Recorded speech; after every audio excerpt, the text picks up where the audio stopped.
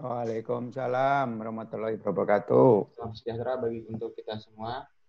Selamat pagi Bapak Ibu sekalian. Selamat datang dalam kuliah umum kooperatif dengan tema Sustainability Reporting in Accounting. Pertama-tama, puji dan syukur kita panjatkan kehadiran Allah Subhanahu wa Ta'ala yang telah memberikan rahmat dan hikmahnya sehingga kita masih bisa berbagi dan berdiskusi di saat era pandemi yang seperti ini walaupun melalui media daring ya Bapak Ibu sekalian. Salawat dan salam kita curahkan kepada Nabi besar kita Muhammad SAW karena berkat dan bimbingan dia kita bisa sampai ke zaman yang seperti sekarang. Bapak Ibu sekalian, pertama-tama saya ucapkan terima kasih dan selamat datang berpartisipasi dalam kuliah umum ini. Untuk mengefektifkan waktu, akan saya bacakan susunan acara pada kuliah umum pagi yang berbahagia ini.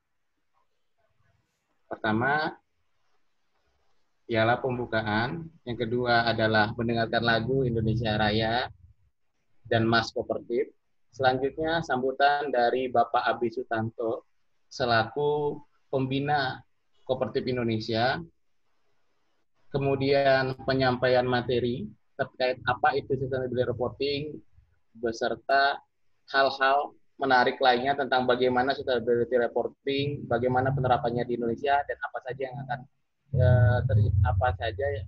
berbagai macam ruang lingkupnya. Kemudian ada sesi diskusi tentu saja bagi Bapak Ibu sekalian yang ingin bertanya maupun ingin menambahkan ataupun ingin memberikan saran ataupun berbagi pengetahuan dengan kita semua. Selanjutnya ada seperti biasa sesi tanya jawab. Seperti biasa ada closing statement dan penutup. Sebelum acara ini dimulai, ada beberapa hal yang saya selaku moderator yang harus saya sampaikan. Untuk link daftar hadir akan diberikan oleh panitia pada saat kuliah umum berjalan. Jadi diharapkan untuk mengikuti acara sampai dengan selesai. Baiklah Bapak Ibu sekalian, untuk mengefektifkan waktu yang ada, mari kita mulai acara ini dengan mengucapkan basmalah. Bismillahirrahmanirrahim. Selanjutnya dilanjutkan dengan mendengarkan lagu Indonesia Raya dan lagu Mars Kooperatif. Kepada co-host saya persilahkan waktu dan tempatnya. Terima kasih. Dan.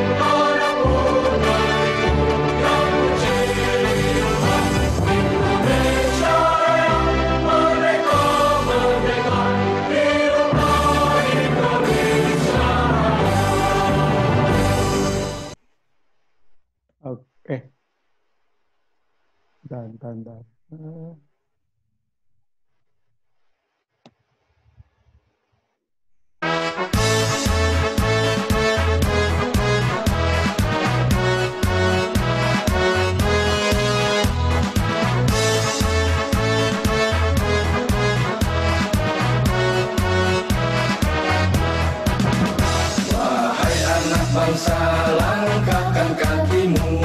Ayo anak bangsa, angkatlah dagumu. Tatap jauh ke depan, raihlah citamu, raihlah asamu. Tatap jauh ke depan, raihlah citamu, raihlah asamu.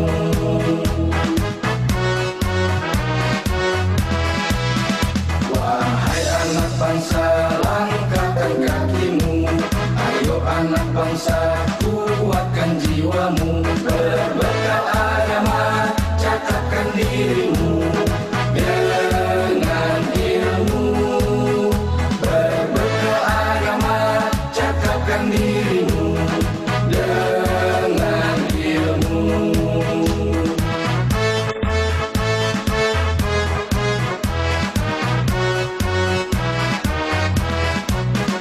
Kooperatif Indonesia, jayalah untuk meraih cita. Bersama kooperatif kita, berjaya untuk meraih asa.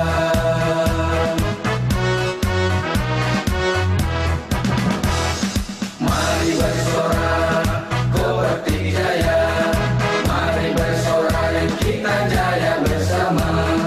Dengan teknika kuasai dunia, Indonesia butuh kita. Jilakan merah putih di mana-mana, harumkan namanya.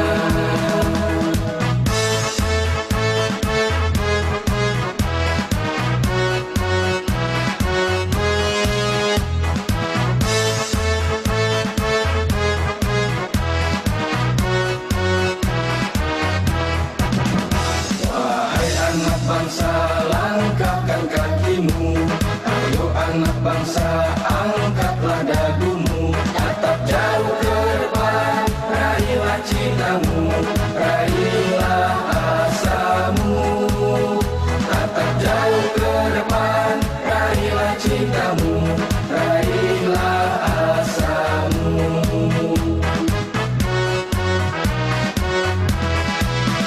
Wahai anak bangsa, langkahkan kakimu. Ayo anak bangsa, kuatkan jiwamu. Berbekal agama, cakapkan dirimu dengan ilmu. Berbekal agama, cakapkan dirimu dengan ilmu.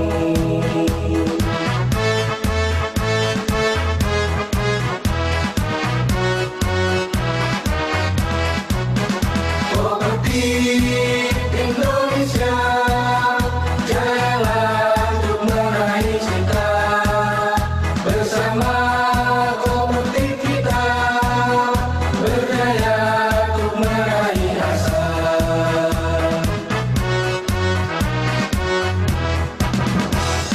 Mari bersorak, kooperatif jaya. Mari bersorak, kita jaya bersama.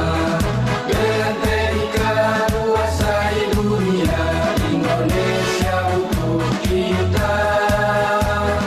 Jilakan merah putih di mana-mana, harumkan namanya.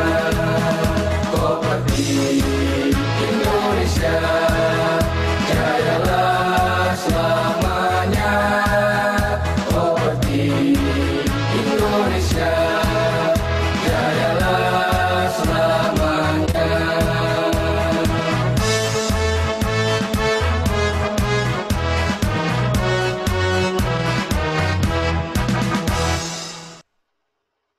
Oke, terima kasih. Terima Ya, kasih. Mangga. Menginjak acara selanjutnya, yaitu sambutan dari pembina kooperatif kepada Bapak Dr. AB Susanto. Tepat dengan waktu, kami persilahkan. Oke, terima kasih Bapak Ibu semuanya, juga ke Pak Moderator. Assalamualaikum warahmatullahi wabarakatuh. Selamat pagi semuanya. Dan hari ini begitu luar biasa sekali ya kegiatan dari Kooperatif Indonesia begitu, yaitu ada 2 kegiatan sebenarnya, ya, 2 kamar room yang berjalan hampir bersamaan begitu. Nah, itu adalah salah satu aktivitas dari Kopdep Indonesia, yaitu memberikan informasi-informasi yang konstruktif kepada para pecintanya, begitu ada para penggemarnya, sesuai dengan bidang kajian yang ada begitu. Nah, kali ini kita akan mendengarkan narasumber tunggal ya dari Pak Kadek Wisnu begitu, apa yang akan disampaikan dan sebagainya sesuai dengan layar yang sudah diberikan. Selanjutnya, begitu Bapak Ibu, begitu di era pandemik seperti ini, kegiatan-kegiatan seperti inilah yang sangat membantu kita, khususnya dari para pengajar, guru, dan dosen, serta mahasiswa. Untuk apa? Untuk pengkayaan skill dan kompetensi. Sekali lagi, untuk pengkayaan skill dan kompetensi. Kalau Bapak Ibu aktif, begitu, mencari narasumber yang berasal dari luar negeri, begitu akan sangat-sangat bermanfaat sekali, sesuai dengan bidangnya. Begitu. Nah, saya tidak usah panjang lebar, begitu, untuk memberikan sambutan ini, begitu. Yang penting, mari kita ikutin informasi yang diberikan oleh narasumber, begitu, dan kita patuhi aturan yang sudah disampaikan oleh Pak Moderator, begitu. Selamat berkuliah umum dan mendengarkan dari paparan narasumber. Terima kasih. Wassalamualaikum warahmatullahi wabarakatuh. Waalaikumsalam warahmatullahi wabarakatuh.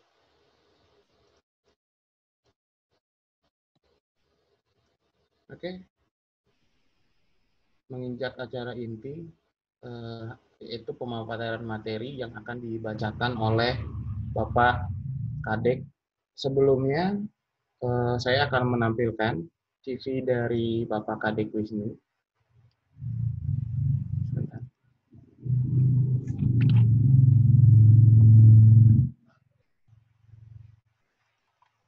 Oke, ini adalah CV dari Bapak Kadek. Materi kita hari ini yang akan berbicara tentang bagaimana sustainability reporting and accounting pada saat ini. Nama Bapak Kadek Wisnu Buwana, MAK CSRS, pendidikan Fakultas Ekonomi dan Bisnis Universitas Katolik Atmajaya, ketika S1 dan S2-nya Magister Akuntansi Pasca Sarjana Fakultas Ekonomi dan Bisnis Universitas Mercu Buana. Pekerjaan saat ini beliau bekerja sebagai dosen tetap pada Universitas Bina Insani Bekasi. Bagi Bapak Ibu sekalian ingin berdiskusi ataupun sharing-sharing dengan Pak Kadek memberikan alamat emailnya itu kadekwisnu@binainsani.ac.id. Ini adalah sekian dari saya, ini pemaparan terkait dengan CV Pak Kadek. Untuk waktu dan tempatnya, saya persilakan kepada Pak Kadek untuk memberikan materi yang sangat luar biasa ini tentang sustainability reporting and accounting pada saat ini, terutama pada era pandemi seperti ini. Oke, waktu dan tempat saya kepada Pak Kadek saya persilakan. Monggo Pak Kadek. Ya, terima kasih Pak Edward. Saya share screen di. Saya mute semua ya Pak ya. Ya. Biar tertib. Pak. Nanti tolong di Bapak, tolong di unmute.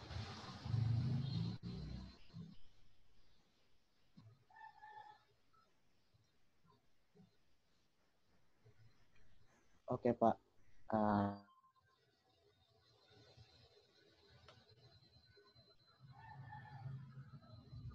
Silakan Pak Kadek.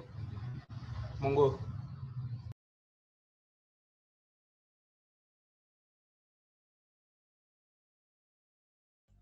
Halo, ya, suara saya kedengeran? Halo Pak. Oke. Ya, kedengeran. Ya. Oke. Silakan ya, lanjut Pak. Ya, selamat siang rekan-rekan sekalian dan teman-teman sekalian. Ya, di hari ini saya akan sekarang kita akan berdiskusi sih lebih tepatnya tentang materi sustainability reporting in accounting. Sebenarnya saya di sini juga masih banyak harus belajar tentang sustainability reporting ini karena ini merupakan hal baru di Indonesia dan terutama di Indonesia ya. Kalau secara global perusahaan-perusahaan internasional sudah menerapkan adanya namanya sustainability report ini. Oke.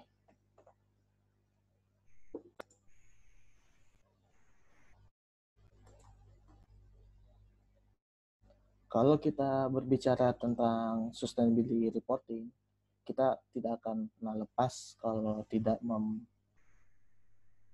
membahas tentang triple bottom line, karena triple bottom line ini merupakan dasar dari konsep sustainability reporting. Nah, triple bottom line ini di 1988. John Elkington ini dia membuat konsep triple bottom line ini karena melihat banyaknya perusahaan-perusahaan yang pada saat itu hanya mementingkan tentang hanya profit doang, tidak memandang planet dan people. Padahal perusahaan-perusahaan itu merupakan walaupun perusahaan jasa, dia akan mau ada efek limbah dan permasalahan people-nya ini. Jadi dia si John Elkington ini membuat konsep triple bottom line. Nah, konsep triple bottom line ini yang pertama, kalau dulu menurut dia sebelum ada konsep ini hanya profit ini, sedangkan John Elkington mau membalik. Jadi perusahaan itu pertama harus melihat tentang people, planet, baru profit. Karena tanpa dua ini tidak mungkin akan mencapai profit. Gitu. Pertama people. People itu merancang tentang praktek bisnis yang mengutamakan orang-orang yang terdapat di dalam perusahaan tersebut. Pertama, perusahaan itu tidak menerapkan praktek kerja di bawah umur, terus upah yang layak untuk karyawannya, dan kesetaraan gender di perusahaan tersebut, atau namanya going concern. Keberlanjutannya tidak akan terjamin juga kan, walaupun misalnya perusahaan tersebut masih profit. Nah, yang kedua, konsep kedua adalah planet. Planet di sini berarti perusahaan itu harus mengelola dengan baik menggunakan energi. Nah, energi di sini tidak terbatas hanya kayak BBM atau apapun. Jadi di sini dia melihat penggunaan listrik. Nah, penggunaan listrik juga kalau misalnya kita terlalu boros, nah di sini juga akan mengurangkan dampaknya ke profitnya juga. Jadi akan ujung-ujungnya dari penyebab dua ini, ujung-ujungnya akan ke profit. Gitu. Nah, di planet ini banyak perusahaan-perusahaan juga produk-produknya banyak sekarang ini merubah. Nah, contohnya kayak si Unilever. Unilever ini pada tahun 2017 menjual produk merek dagangnya bernama Blue Band. Kenapa dia menjual? Karena dia akan mengganti dengan dia akan merubah core bisnisnya ke genetik, tidak mau mengandung unsur genetically modified organism atau non-GMO. Gitu.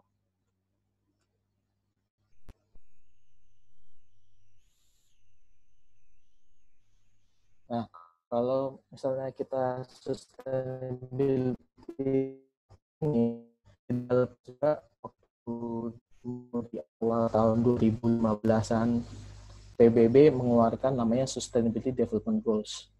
Jadi dalam membuat report sustainability reporting ini, perusahaan juga harus melihat aspek-aspek Sustainable Development Goals ini atau SDGs, yang dimana rencananya 2030 ini seluruh perusahaan sudah harus menerapkan ini. Nah, apakah hanya perusahaan? Tidak, pemerintahan pun mulai sedikit demi sedikit memulai ini semua.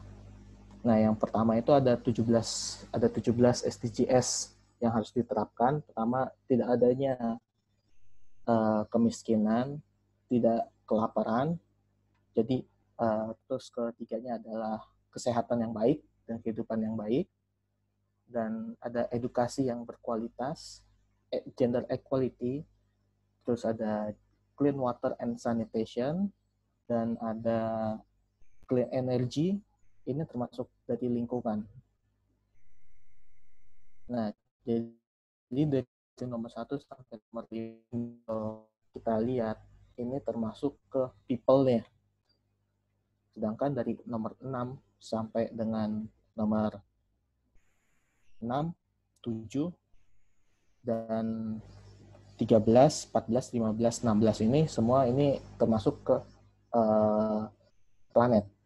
Sedangkan 8, 9, 10 ini termasuk ke COVID-nya. Begitu. Nah, dari 17 ini, Bappenas sudah membuat target dan indikatornya, di mana dibagi dari 17 itu dibagi dari 4 kategori besar. Pertama, social pillar, economy pillar, environmental pillar, dan law and governance pillar. Dari 17 ini dibagi. Jadi yang mana masuk ke sosial, mana yang masuk ekonomi, mana yang masuk ke lingkungan, dan mana yang tata kelola dan hukum yang baik. Dari 17 ini ternyata ada 169 target. Tuh. Dan ada 241 indikator, di mana di social pillar ini dia ada 40 target dan 77 indikator. Jadi banyak indikatornya yang harus dipenuhi. Nah, di sini saya mengutip ada Hunter Lovins, dia membuat statement bahwa soon every company will have strategy for sustainability. The other option, extension. Jadi dia melihat bahwa perusahaan itu harus segera menerapkan namanya sustainability atau keberlanjutan ini. Kenapa? Kalau misalnya mereka telat, maka akan perusahaannya tersebut ketinggalan.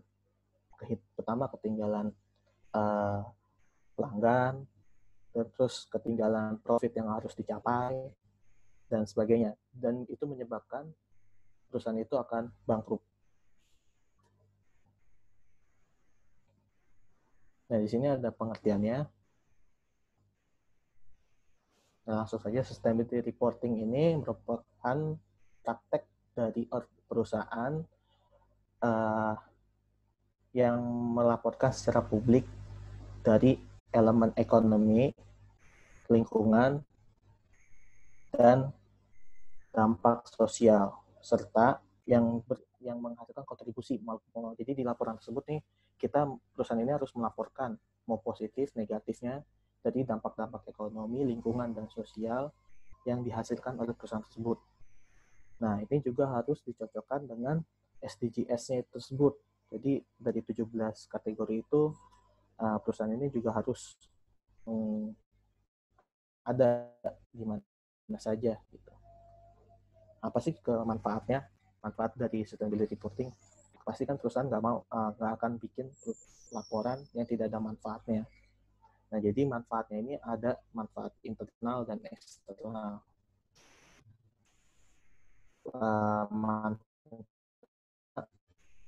Si manajemen ini akan membentuk visi dan strategi yang harus mengikuti keberlanjutan atau sustainability ini.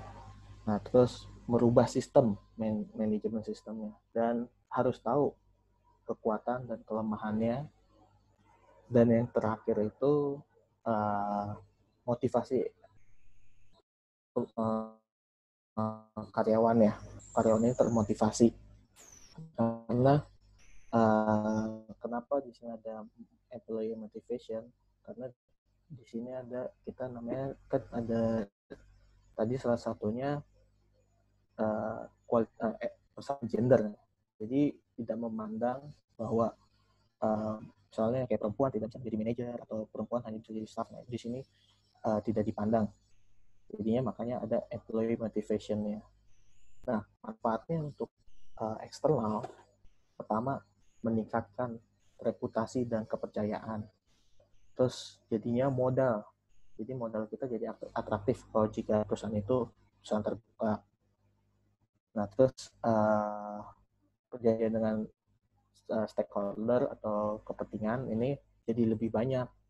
Jadi masyarakat salah satunya kan stakeholder ini adalah masyarakat. Nah, masyarakat ini jika perusahaan mau membina membina masyarakat di sekitarnya, itu perusahaannya akan lebih going concern lebih lama gitu. Jadi lebih bermanfaat. Terus sama manfaat yang kompetitif lainnya.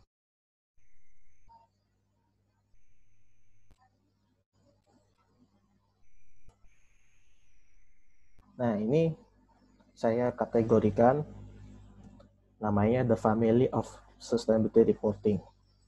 Di sini ada 3, namanya dulu sebelum adanya Sustainability Report, dikenal namanya Corporate Social Responsibility Report. Terus sesuai dengan perkembangannya zaman, laporan CSR ini berubah nama menjadi Sustainability Development Report, karena CSR Report ini hanya melaporkan kategori kayak perusahaan tuh melakukan CSR apa aja.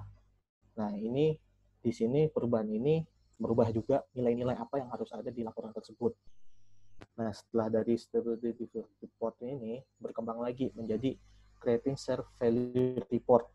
Jadi report Sustainability Report ini harus mulai membuat nilai tambah bagi perusahaan tersebut dalam pembentukannya.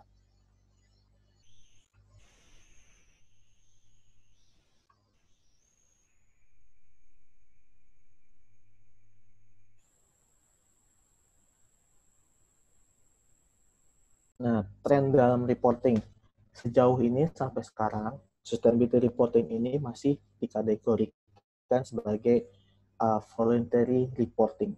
Jadi perusahaan tidak wajib untuk membuat sustainability report. Tetapi banyak perusahaan yang sudah mulai membuat sustainability reporting ini sebagai standar praktis di mana saja.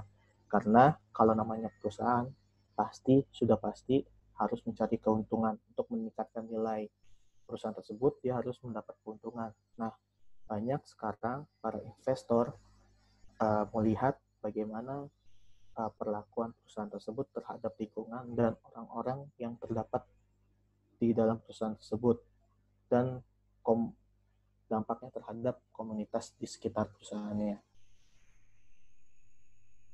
Nah, di sini Government and Accountability Institute Incorporation tahun 2018 dia melakukan riset di Amerika,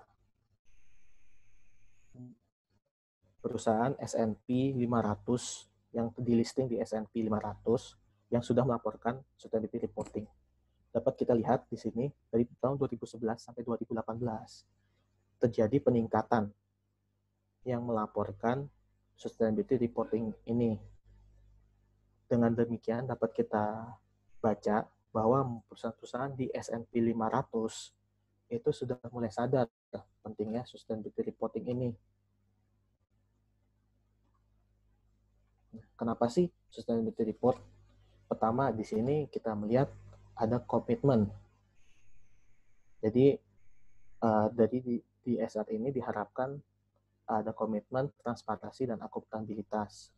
Terus menjaga kepercayaan dari stakeholder sebagai sarana komunikasi, tidak hanya nomor angka-angka saja, karena di laporan keuangan kan hanya berbentuk angka-angka saja, sedangkan di SR ini tidak hanya angka, tetapi apa sih kebijakan dari manajemen dan apa sih yang sudah dilakukan. Nah, di sini dapat diceritakan semuanya. Tuh. Nah, terus ada respect, hormat, atau jadi dia ada rasa tanggung jawab atau terhadap negara tentang regulasinya yang comply atau patuh, terus pembagian nilai dan sebagai bagian dari solusi keberlanjutan. Nah, siapa sih pembacanya dari laporan sustainability reporting ini? Nah, di sini pasti banyak. Ada pertama yang sudah pasti pemegang saham. Terus yang kedua dari sebelah kiri ini aspek dari internalnya, shareholder, ada board of director atau direksi. Jadi karyawan juga bisa membacanya. Investor. Jadi sebelum yang tadi seperti saya bilang, jadi investor sudah mulai melirik laporan sustainability reporting ini. Nah, terus state and public authority. Nah, ini di sini yang bisa baca mungkin ada terus ada orang pajak juga bisa baca di sini. Nah, terus secara eksternal ya ada customer, ada supplier dan vendor, terus ada certification dan assessor. Kalau misalnya kita ada yang mau kayak perusahaannya itu mau di ISO, mungkin dibutuhkan karena lebih gampang bacanya. Terus ada jurnalis, dan terus ada NGO atau yang grup-grup lain yang mungkin berkepentingan di perusahaan tersebut.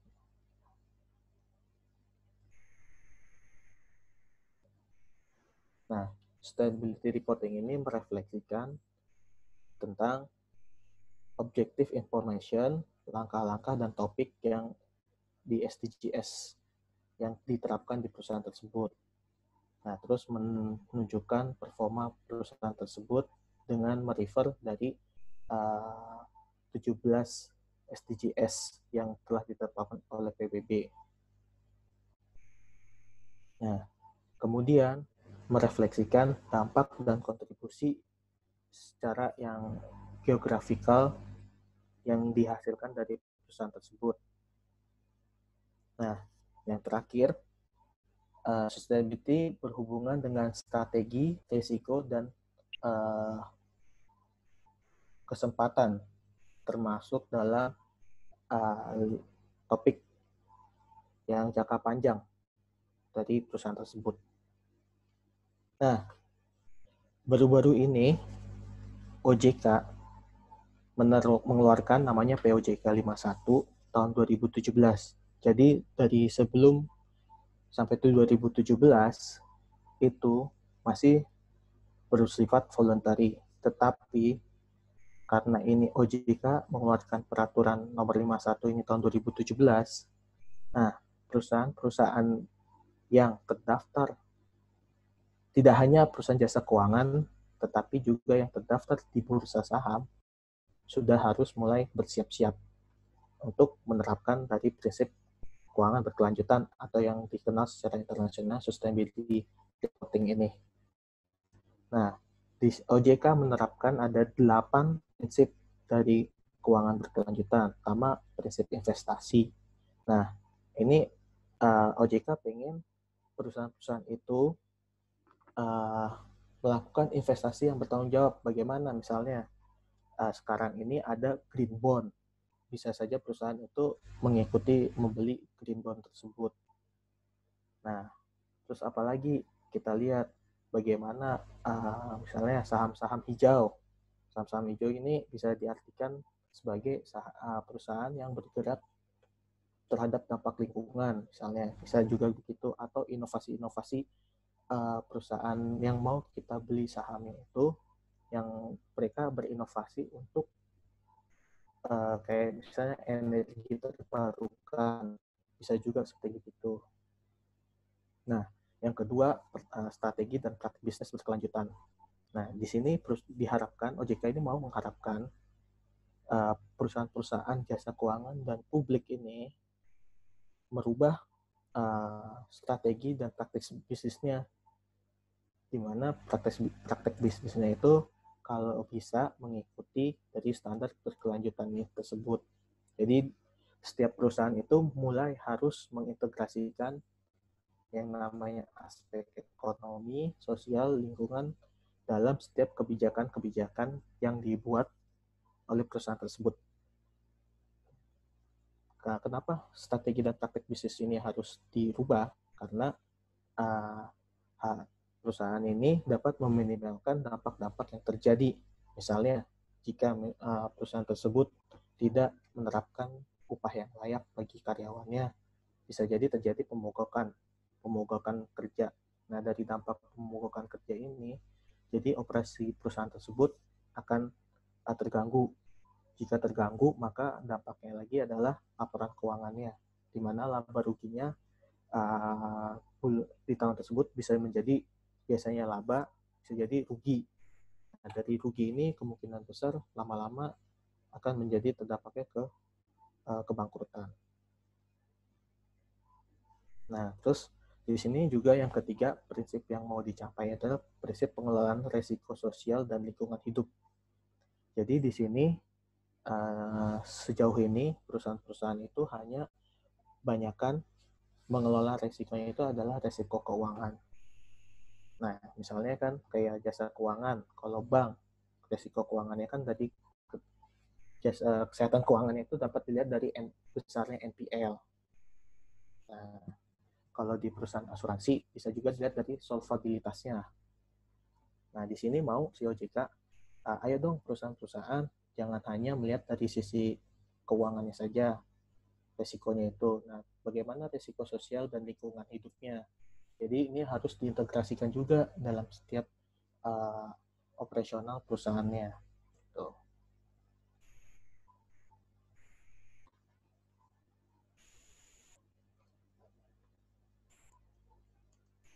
Nah, yang keempat, prinsip tata kelola.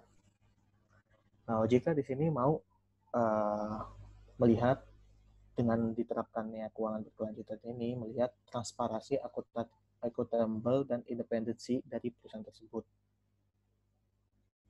Nah, jadi diharapkan dengan perusahaan mau menerapkan keuangan berkelanjutan ini, si reportnya itu dapat lebih transparan, karena lebih aspeknya kita dapat melihat misalnya penggunaan energinya gimana, apakah sudah mulai menerapkan tidak adanya pekerja di bawah umur, terus kesetaraan gendernya bagaimana. Nah, di sinilah diharapkan bisa lebih transparan. Nah, terus yang kelima itu ada prinsip komunikasi yang informatif. Nah, jadi selama ini kan para pemegang saham atau stakeholder ini hanya disuguhkan laporan-laporan keuangan. Nah, di sini mau dirubah pandangannya, jadi dan ini lebih banyak ke yang kita tahu itu ke pemegang saham. Stakeholder itu jarang sekali. Nah, di sini di laporan keberlanjutan di sini, ini perusahaan mau diharapkan bisa berkomunikasi dengan stakeholder lainnya. Contohnya misalnya masyarakat di lingkungan sekitarnya. Misalnya perusahaan ini tidak pernah nih nggak mau tahu dengan lingkungan sekitarnya bagaimana. Nah, sekarang ini ayo kita coba misalnya di lingkungan tersebut ibu-ibunya bisa nih bikin kue atau bapak-bapaknya bikin kerajinan. Nah, ini diberdayakan bagaimana? Kita misalnya kita beri pelatihan ibu-ibunya kita bisa bikin pelatihan memasak, bapak-bapaknya pelatihan pembuatan kayu atau pembuatan kursi gitu kan.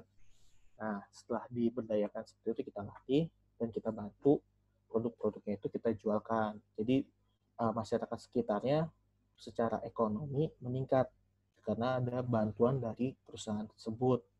Selama ini kan kita hanya tahu CSR perusahaan itu hanya misalnya kayak sunatan massal, tapi dampaknya ya cuma kayak gitu aja gitu, nggak ada nilai tambahnya. Nah, maunya lebih ke komunikasi itu, jadi perusahaan itu memberikan nilai tambah bagi masyarakat sekitar itu. Nah, salah satu yang komunikasi ini kalau menurut saya sih McDonald itu jadi dia dari pertama kali keluar produknya itu dia langsung melabelkan dia itu perusahaan keluarga. Kenapa dibilang perusahaan keluarga? Di sana dia berkomunikasi dengan para keluarga dari makanannya tersebut. Jadi di sana itu dibikinlah tempat playground atau tempat main gitu. Nah, jadi kalau dia mau melihat restoran ini adalah restoran keluarga gitu. Nah, di sini yang keenam adanya prinsip inklusif. Jadi kalau di sini inklusifnya itu produk dan jasa masyarakat. Nah, setelah berdayakan kan pasti jadi lebih kita dalam mendistribusikan produk-produk kita atau jasa kita akan lebih mudah karena di sana kita sudah memperdayakan. Secara otomatis Nah, masyarakat sekitar jadi tahu perusahaan ini perusahaan apa sih gitu, produk-produknya apa. Gitu. Tuh. Nah, yang ketujuh, prinsip pengembangan sektor unggulan prioritas. Nah, jadi perusahaan ini mulai diharapkan dari 2017 ini sudah prioritasnya itu harus yang namanya ada dampak-dampak dari SDGs-nya itu. Jadi prioritasnya 17 itu harus terdapat di salah satu sektornya tersebut. Nah, pasti namanya perusahaan selalu mengeluarkan emisi. Nah, di sini di dalam laporan keberlanjutan atau sustainability reporting ini, jadi perusahaan itu diharapkan bisa memitigasi dan adaptasi terhadap perubahan lingkungan. Jadi mitigasinya misalnya salah satu contohnya jasa marga gitu kan. Nah, jasa marga ini kan membuat jalan tol. Membuat jalan tol ini pasti namanya jalan tol menebang misalnya kayak ada melewati hutan atau apa, pasti hutan tersebut ditebang itu pohon-pohonnya dan tanahnya tuh diratakan. Nah, di sini mereka harus memitigasi dampaknya. Berapa besar jumlah pohon yang mereka potong dan ada satwa-satwa apa saja yang harus dimitigasi juga. Jika dampaknya misalnya saya bangun di sini jalan tol, berarti misalnya kayak burung-burung di sana bagaimana? Kalau terdapat ular bagaimana? Terdapat ada gajah kalau kayak di tol Sumatera bagaimana? Gitu. Nah, ini jadi harus dimitigasi. Nah, terus selain mitigasi terhadap kayak gitu, salah satunya juga bisa kayak pertambangan. Tambangan itu dia memitigasi setelah saya selesai nambang di sini, saya harus apakan lubang-lubang hasil tambangan saya ini. Nah, di situ dia harus memitigasi. Nah, terus limbah yang dikeluarkan dari tambang itu apa aja. Nah, limbahnya itu bisa saja kan limbah berbahaya untuk masyarakat sekitar. Gitu. Nah, dari limbahnya bisa saja jadi menyebabkan perubahan iklim karena mematikan ekosistem di sekitarnya. Nah, yang ke-8, prinsip koordinasi dan kolaborasi. Jadi, pemerintah mau tidak hanya pemerintah saja sekarang yang harus mengikuti SDGs. Nah, kalau hanya pemerintah saja, itu akan lebih sulit. Di sini, pemerintah mau mengajak para perusahaan-perusahaan swasta untuk berkolaborasi dalam penerapan keuangan berkelanjutan atau sustainability ini.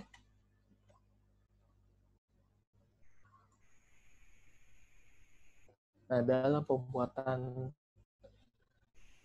sustainability report atau keuangan berkelanjutan di Indonesia sebelum tahun 2017 itu berpatokannya terhadap GRI saja. Nah, mulai tahun 2017 sejak adanya POJK 51 ini lebih mudah bagi perusahaan-perusahaan dalam menerapkan sustainability reporting ini.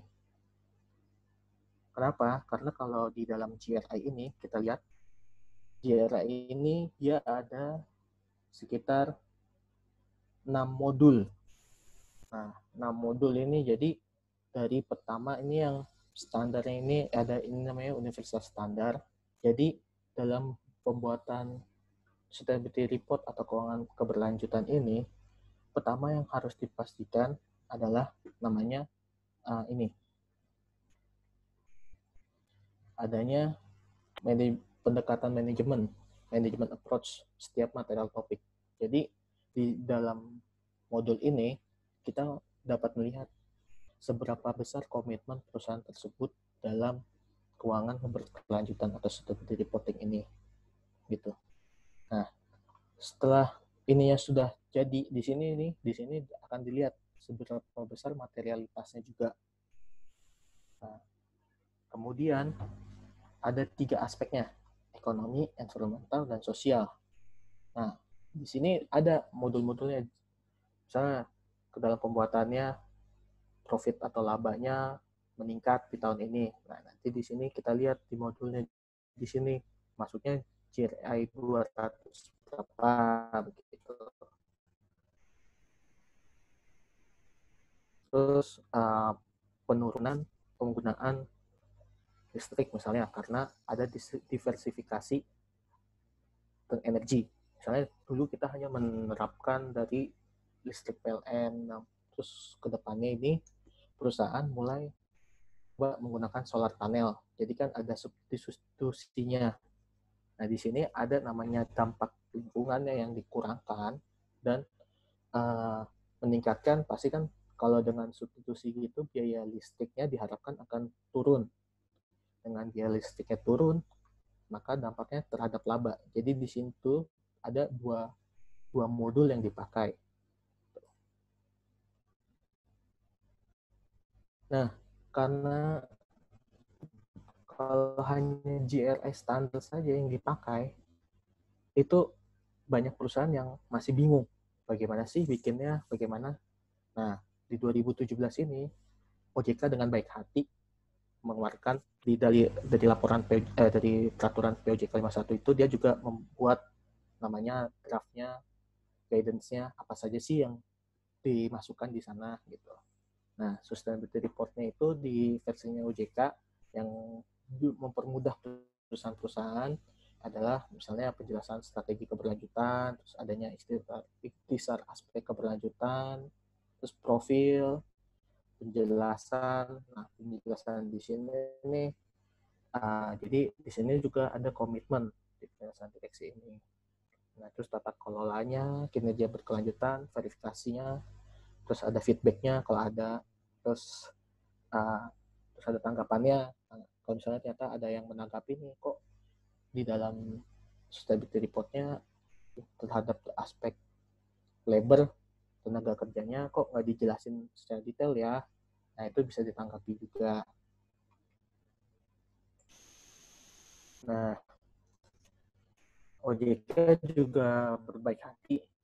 Pasti kan bingung dong, misalnya kita ngapain aja sih, mau ngapain gitu kan, untuk biar 17 goals dari SDGs ini tercapai, ngapain sih gitu kan tahun ke depan. Nah, OJK ini juga meminta kepada perusahaan-perusahaan jasa keuangan dan emiten ini untuk membuat namanya rencana aksi.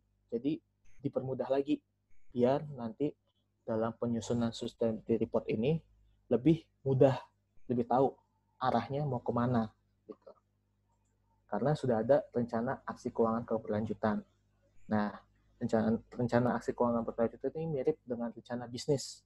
Jadi kalau ada namanya rencana bisnis. Kalau rencana bisnis ini kan hanya seberapa besar sih bisnisnya yang akan ke depan. Pasti ujung-ujungnya juga ke keuntungan perusahaan tersebut. Nah, di situ gitu. Jadi dipermudah lagi sama OJK nih. Karena kan kita bingung dong kalau misalnya mau buat sustainability report, tapi kita rencana kita aja nggak tahu mau ngapain gitu kan. Karena apakah benar nggak nih, sesuai nggak dengan SDGs 17 goal-nya yang ditetapkan oleh PBB gitu kan. Bingung juga. OJK meminta ya lebih permudah untuk bikin rencana aksi keuangan berkelanjutan dulu deh, untuk nanti reportnya itu ke tahun depan. Jadi udah ada lah setidaknya kayak contekannya. Oh, berarti harusnya ini rencana saya tahun 2020 ini misalnya penggunaan plastik di dalam kantor itu berkurang misalnya. Jadi langkah-langkahnya apa? Misalnya karyawan-karyawan di tempat saya itu tidak boleh lagi beli air kemasan. Jadi harus membawa tumbler ke kantornya. Nah, itu kan salah satunya doang. Nah, terus kemudian dampak lingkungannya juga selain itu misalnya penggunaan kertas. Jadi kertasnya itu kertas yang telah misalnya ada salah ngeprint atau apapun itu bisa dipakai kembali gitu. Nah, itu kan kalau misalnya kertasnya di reusable kayak gitu, itu kan bisa jadi penggunaan kertas kita berkurang. Nah, dari penggunaan kertas berkurang ini otomatis dari pabrik-pabrik kertas ini kan juga terdapat pengurangan pemotongan pohon-pohon, karena kan kertas itu terbuat dari pohon-pohon. Gitu. Nah, gitu sih.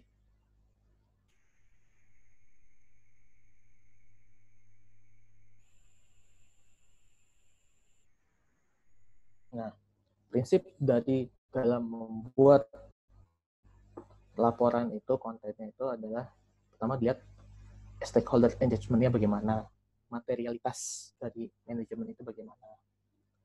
Nah, konteks sustainability-nya apa saja yang mau kita capai. Nah, terus komplitnya, secara komplitnya itu bagaimana, apakah mencakup semuanya atau enggak. Clarity, kejelasannya bagaimana, dapat dibandingkan atau enggak. Nah, balance atau enggak.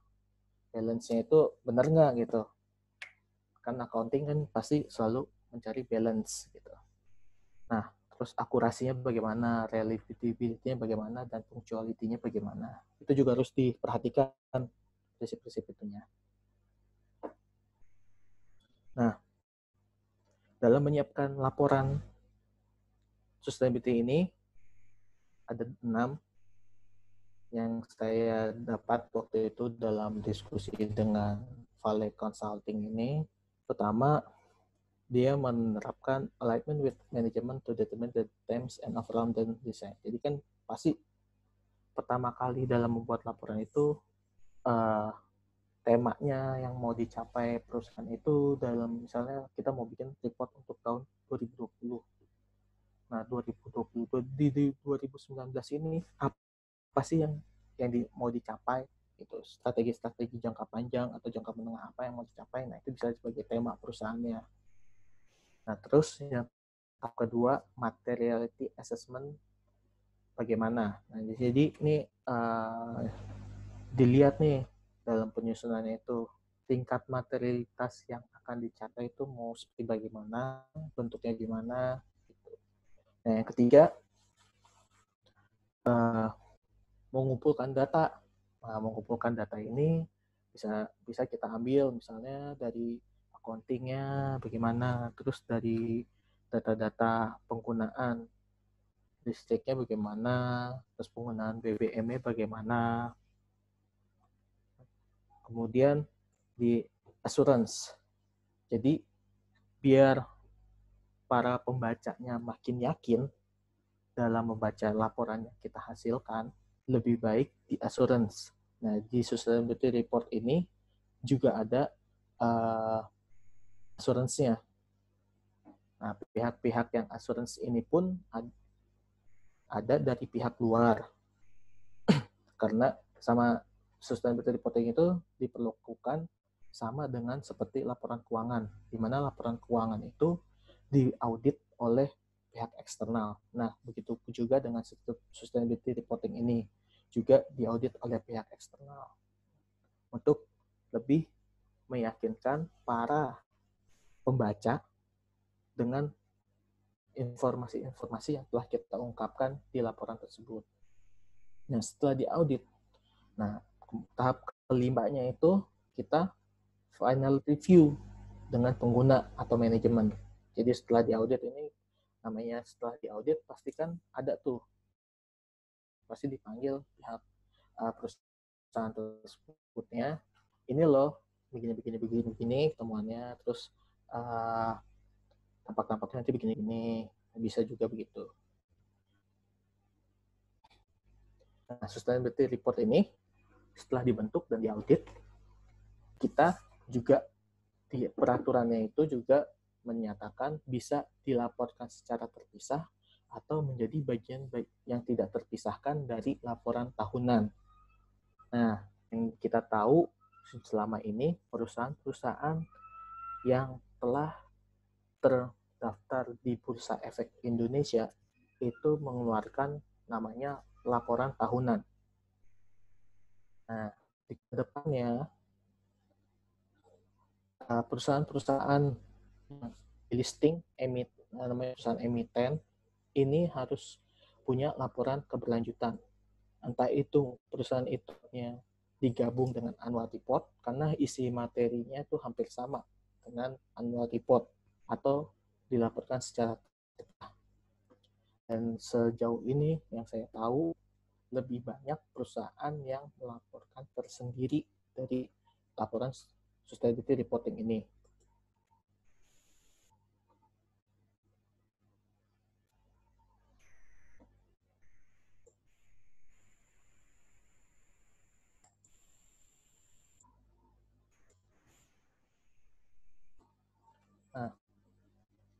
Kenapa digabung? Karena sekarang ini mau dibuat biar namanya adanya integrated reporting. Jadi biar tidak terpisah-pisah, sekarang ini dunia usaha mau membuat namanya integrated reporting atau combined report. Jadi kalau dulu itu kan hanya laporan keuangan. Nah, laporan keuangan nanti ada lagi laporan tahunan, terus nanti ada lagi laporan ini. Jadi kan terkesan si perusahaan ini tiap bulan atau 6 bulan sekali harus membuat laporan lagi, laporan. Nah, ini mau di dunia usaha ini dengan diharapkan dengan adanya sustainability report ini jadi masuk ke era laporan terintegrasi. Jadi cukup satu laporan di mana di situ mencakup adanya keuangan, dampak-dampak lingkungan, dampak-dampak sosial yang dilaporkan oleh perusahaan. Jadi tidak usah banyak-banyak lagi. Nanti ada yang minta laporan lingkungannya bagaimana, gitu. Laporan ini bagaimana, kan jadinya bagaimana mau beroperasi kalau hanya mengurusi laporan-laporan saja gitu. Itu sih. Nah, yang kita lihat, jadi laporan perusahaan itu sebenarnya sejauh ini sudah berevolusi cukup banyak ya. Pertama, di tahun 1850-an itu dikenal namanya laporan keuangan. Jadi laporan keuangan pengen tahu nih para pemegang saham laba yang diperoleh perusahaan tersebut berapa sih gitu. Nah, seiring berjalannya waktu, para pelaku bisnis mengenal namanya sustainability reporting tahun 2000. Jadi sebenarnya sustainability reporting ini bukan hal baru, kan dari tahun 2000 diperkenalkannya. Hanya saja Indonesia sedikit telat dalam penerapannya. Padahal waktu pembentukan namanya laporan keberlanjutan ini ada orang Indonesia yang sudah ikut dalam pembentukannya. Kalau kita tahu, yang kita tahu itu Bapak Emil Salim pada saat itu mengikuti konferensi yang seperti ini gitu. Pengarahnya seperti ini.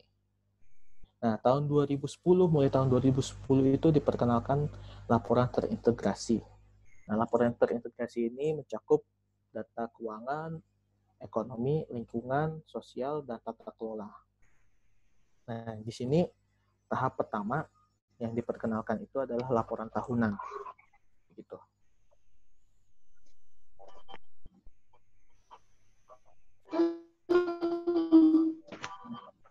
Jadi, dalam pembuatan laporan itu mulai dari laporan tersebut itu kita tanamkan dalam pikiran kita. Laporan yang kita bikin itu tidak hanya sekedar laporan, tapi kalau bisa laporan yang kita bikin itu solusi dalam inovasi keberlanjutan. Itu sih. Ya. Sekian dari saya.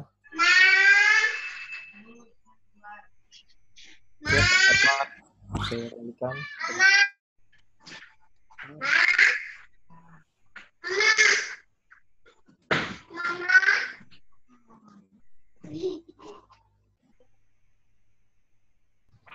Oke. Baik Pak Kadek, terima kasih atas penyajian informasinya terkait dengan apa itu social reporting. Sebelumnya kami dari panitia mohon maaf karena ada kesalahan teknis, jadi fitur chat itu tidak kami aktifkan karena ada kendala satu dan lain hal. Jadi untuk absensi Bapak Ibu sekalian silahkan. Oh iya, Pak Kadek mohon stop share screen dulu. Ada yang ingin saya bagikan. Oke, silakan kunjungi website. Aku silakan.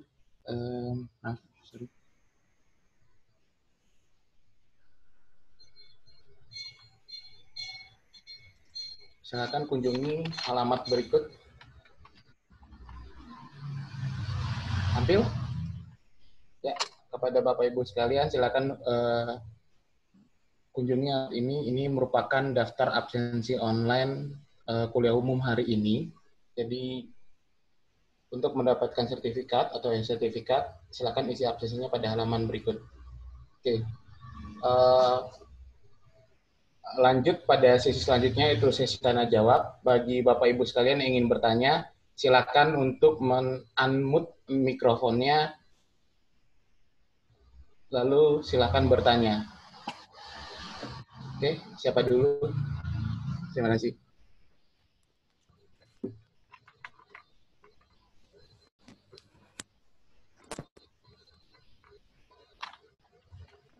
Silakan, Bapak Ibu sekalian, ada yang ingin ditanyakan kepada Pak Kadek terkait materi yang sudah disampaikan tadi?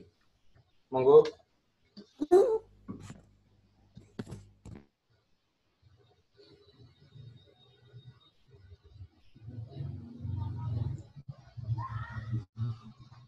Ya, ada pertanyaan?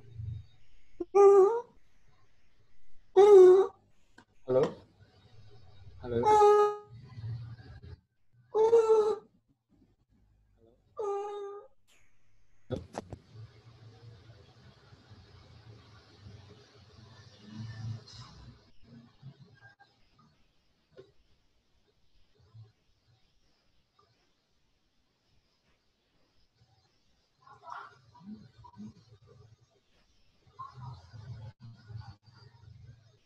Halo? Ya, ada yang ingin bertanya? Silakan, terkait dengan sustainability reporting accounting.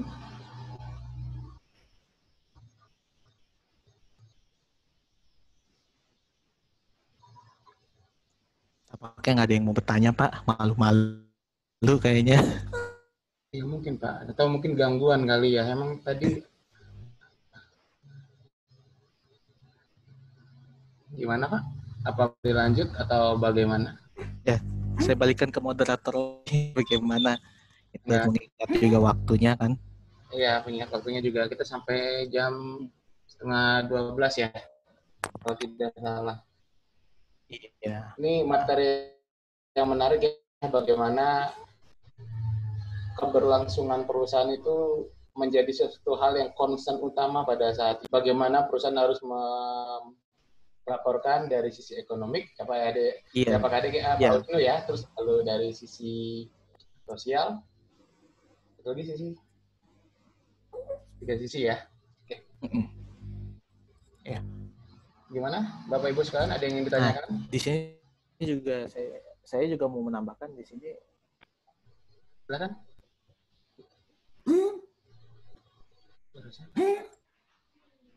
Baik, Pak Edward, mendengar suara saya? Ya, terdengar Bu. Oke, terima kasih Pak Kadek atas kuliah umumnya di pagi hari ini dengan materi yang menarik. Saya mohon maaf tadi masuknya terlambat.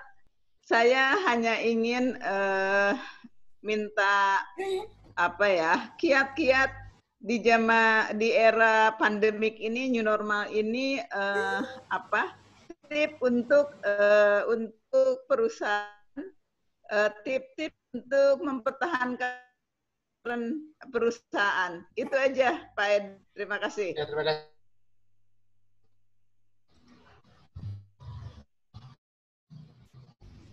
Pak Kadek.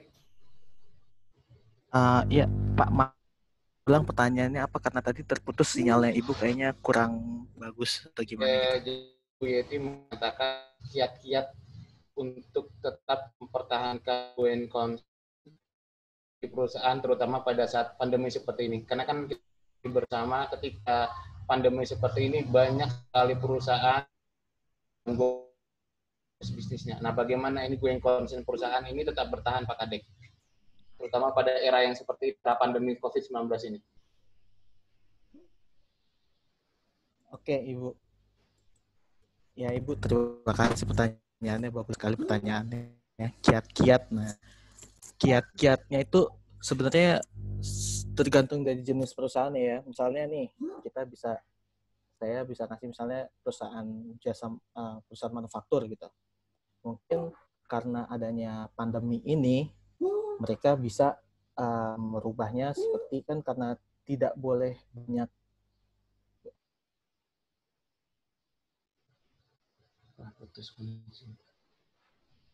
agak kejam sebenarnya. Misalnya lebih banyak kalau perusahaan tersebut masih menggunakan tenaga manusia yang lebih mulai perlahan merubahnya menjadi tenaga mesin atau menggunakan robot. Nah, terus mulai perusahaan itu mencoba namanya artificial intelligence. Nah, jadi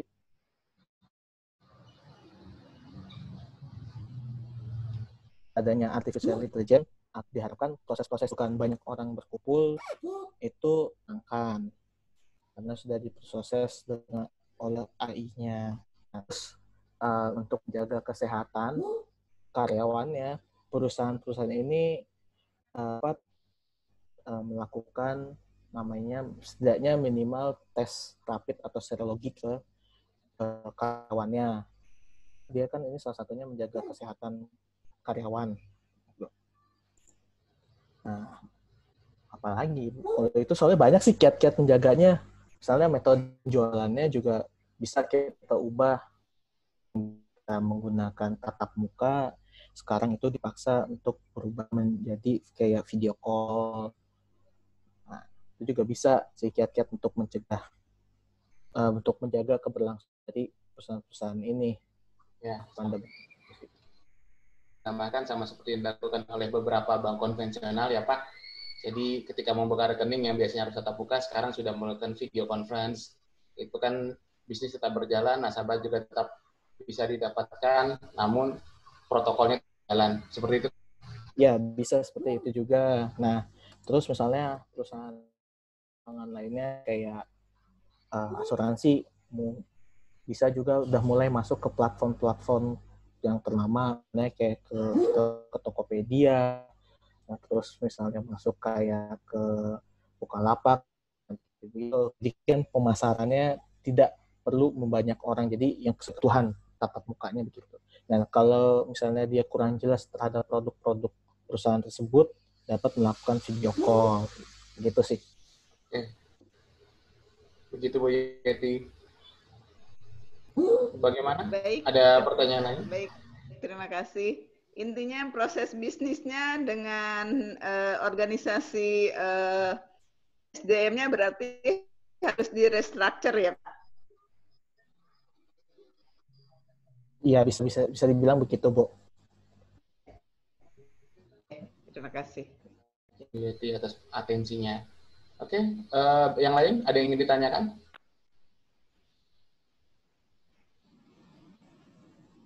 Tanya. Silakan. Operatornya mau tanya. Pak Iya, Wisnu, gini. Iya, Pak. Materinya lumayan menarik dan detail sekali gitu, Nek. Nah, kalau di sustainable development itu begitu ya. Tadi kan ada accounting-nya, berarti ada pelaporannya begitu. Nah, kira-kira yang dilaporkan itu apakah keuangannya begitu dari perusahaan tadi yang dikaitkan dengan lingkungan atau apa, Pak? Begitu biar memenuhi kriteria dari materi ini gitu. Ya, jadi gini Pak, jadi di sustainability reporting ini tidak hanya laporan keuangannya yang ini. Jadi di sustainability reporting ini laporannya itu digabung Pak, antara laporan keuangan, laporan lingkungan, dan laporan sosialnya. Kenapa? Karena digabung, karena dalam pembentukan laporan keuangan ada biaya gitu kan, kalau laba rugi kan gitu kan, ada namanya dikurang biaya dapat laba rugi. Nah, dengan diterapkannya sustainable reporting ini otomatis diharapkan dampak-dampak dari beban biayanya ini akan berkurang. Seperti yang saya tadi bilang, misalnya salah satu contohnya penggunaan listrik. Pasti kan perusahaan itu ada beban biaya listrik kan, Pak. Nah, kalau dengan menerapkan, kita tahu itu kan banyak menggunakan batu bara. Kayak batu bara itu terhadap lingkungan menimbulkan asap, gitu Pak. Jadi dengan mensubstitusi dari listrik PLN dengan menggunakan, misalnya kita menggunakan panel surya atau dengan kincir angin gitu ya. Saya sih nggak tahu sebutannya apa sih yang kincir angin itu. Nah, itu diharapkan biaya listrik dari perusahaan ini menurun. Karena juga sekarang ini PLN juga bekerja sama dengan masyarakat.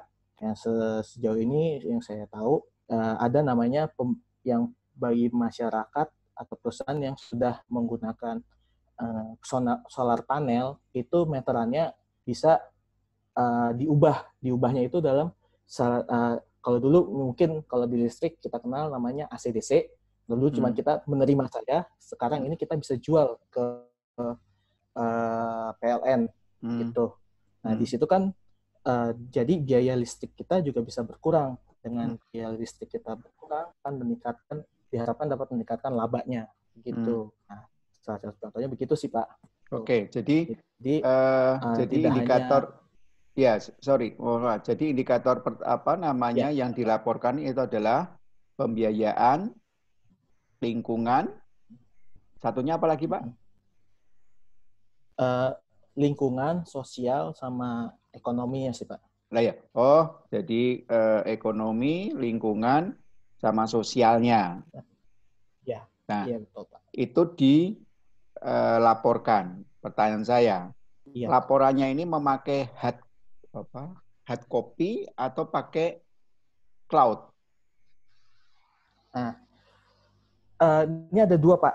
Jadi kalau misalnya kalau kita lapor, kalau Bapak mau cari sustainability report ini, bisa mengunjungi situsnya di Bursa Efek Indonesia, itu udah ada. Jadi nama perusahaannya, jenis laporannya apa, itu juga udah ada. Misalnya laporan sustainability reporting juga ada di situ. Nah, kalau ada yang minta hard copy pun, kadang perusahaan juga menyediakan gitu Pak. Jadi di internet pun, kalau kita masuk ke situs perusahaannya pun juga sudah mulai ada khusus untuk laporan keberlanjutan atau sustainability reporting gitu sih Pak. Oke, jadi targetnya tetap pakai cloud ya. Karena kalau saya nggak bisa bayangin ada 5.000 perusahaan begitu, semuanya pakai hard copy, itu nyimpennya kayak apa gitu kan. Tapi kalau pakai cloud, oke, nggak ada masalah begitu kan. Nah, apalagi ini kan laporan di tiap negara ya, maksudnya tidak campuran kan, cloud-nya tadi kan tidak